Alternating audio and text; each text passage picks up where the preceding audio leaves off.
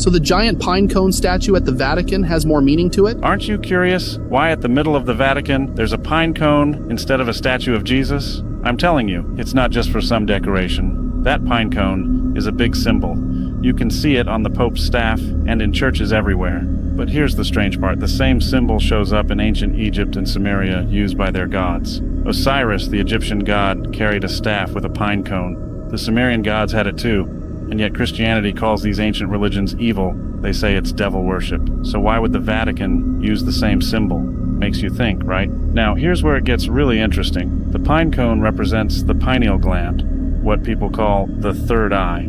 It's a part of your brain that helps with dreams and deep thoughts. The word pineal even comes from the same root as pine cone, and both have the same spiral shape. Ancient people believed the pineal gland was the key to spiritual visions, a way to connect with something bigger than ourselves. And get this, the pineal gland makes DMT, a chemical that gives people wild dreams and mystical experiences. That's why some say it's the God gland, a bridge between the real world and something beyond. The Vatican didn't just pick that symbol for fun. The truth is hidden right there, in the Vatican, on the Pope's staff, and even in ancient art. But only those who know what to look for can really see it.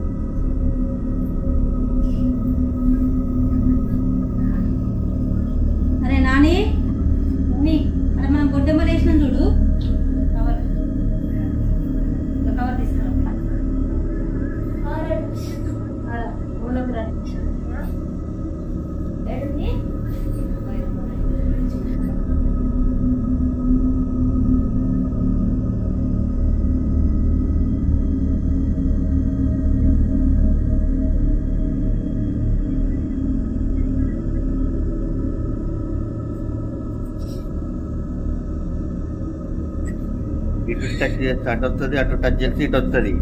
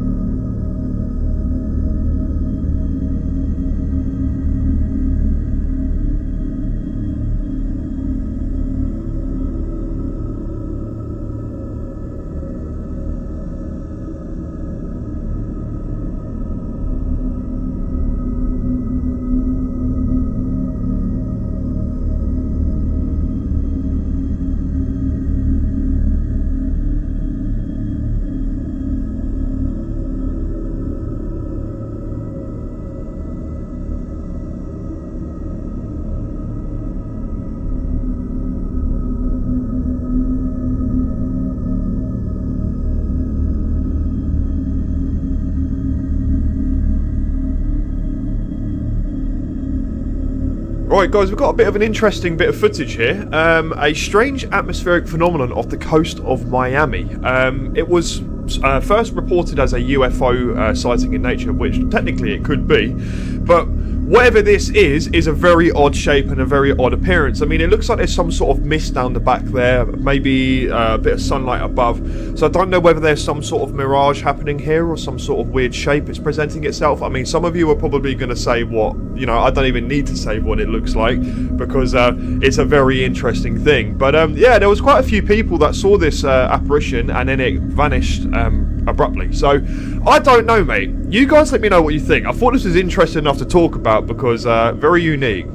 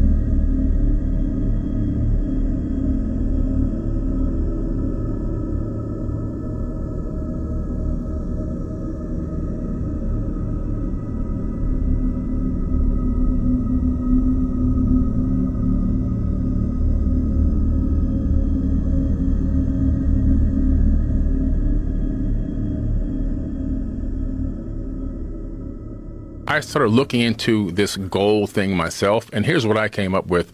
So when you start analyzing the text, you discover that there was an encampment in a place called South Africa at Adam's Calendar. Okay. Now at Adam's Calendar, there's actually the very first gold mines discovered. They're dating them back to about 200,000 years ago. And that's incredible because there's a building there that looks like a worn down structure. Now in the tablets, it talks about the fact that the Ijiji, who were the working class Anunnaki beings who were cleaning out the Euphrates and Tigris River so they can create irrigation and, you know, create a bustling civilization. Also, they were doing the actual construction themselves. No people needed, just them working. They were like the construction workers, and Anu and Enki and Enlil, these leader gods, were like, you know, the foremen, the master architects and so forth, right? The boss. So these people were working, but they weren't supposed to be enslaved. They were volunteers. They got tired of doing the work, according to them, for about 250,000 years of labor on Earth, and also, according to them, on Mars. This is in the text. They call it Lamu. And so they decided to go to war against Enki and Lil and Anu because their demands had not been met. So they went to meet them in the Epic of Atrahasis. They go to Adam's Calendar. They go to that same structure that was discovered where that gold mine is located. I was like, holy crap, there is some link here to gold. Specifically, exactly, I don't know, but I know if you're an advanced civilization, you need gold. And the people that you have working it for, you probably think, you know, it's to adorn or to adorn yourself or in recognition of the gods. So they'll wear it and they'll utilize it, but not for technology.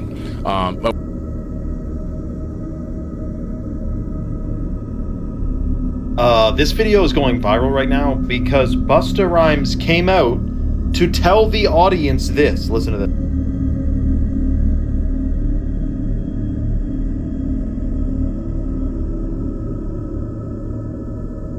Do you remember when Cat Williams said they make you wear a dress, and if you don't wear the dress, you don't get the roles you're looking for. Big Mama's House with Eddie Murphy. Of course, it's comedy, ha ha ha. Some say it's a humiliation ritual. You have the one with Robin Williams, Mrs. Doubtfire. We have the movie White Chicks. There are more movies than you may remember that have this type of situation going on. Chris Rock wore the dress. So now I can't really get that out of my head when I see a famous person wearing the dress, a famous man wearing the dress. I go, damn, he took them up on their offer. And then we have the notion of one-hit wonders. Some people think that one-hit wonders are people who refused to join the cult or sign on the dotted line or sell their soul. Let me know your thoughts in the comments below and follow for more.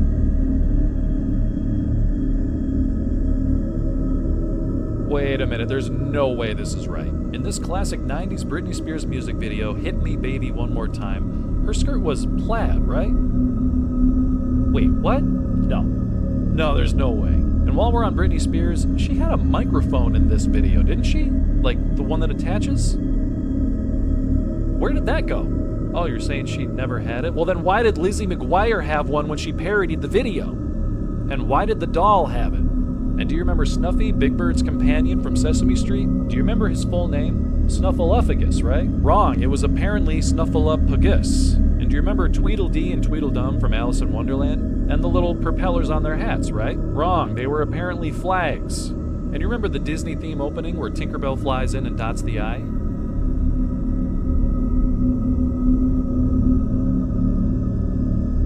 I guess Disney says that actually never happened. My guess is maybe we're confusing it with this one.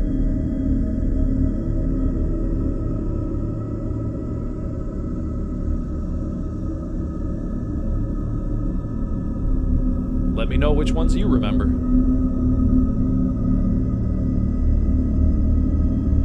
This is a phrase I coined when examining old photos in 2018 when I began looking at photos myself with respect to mystery history and investigation in the videos that I did on my YouTube channel called UAP, after seeing Martin leak his work on his channel. Now these skies that I called vanilla skies, I also called Miller skies. I had noticed first that the painted on flags were atop the buildings in an obviously manipulated, hand animated or painted depiction on a photograph. Now these are photographs that are presented as being historic, and in many cases they're showing the old world as we are discovering on this channel.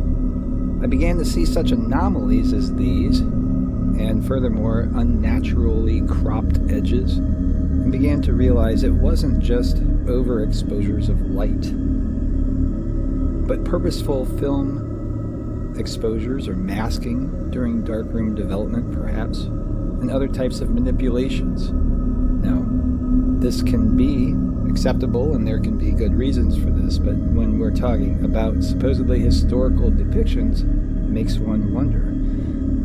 And the purpose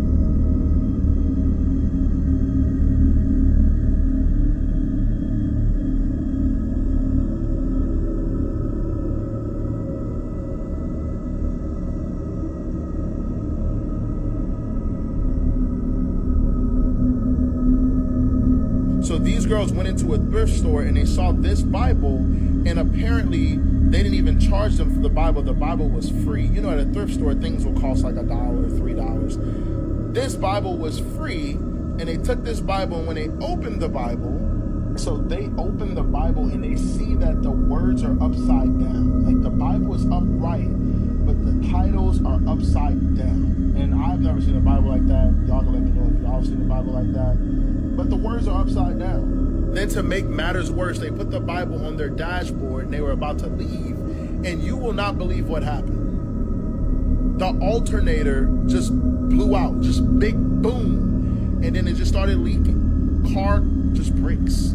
So I say this to say that when you are buying objects, I don't care what it is, from a thrift shop, from any type of store, from any place, and it's been used by someone else, you probably need to use your discernment and pray over those things before you bring it into your spaces, your car, your house, your bedroom. You need to, because I've seen spirits and demonic things attach themselves to objects and to things like that.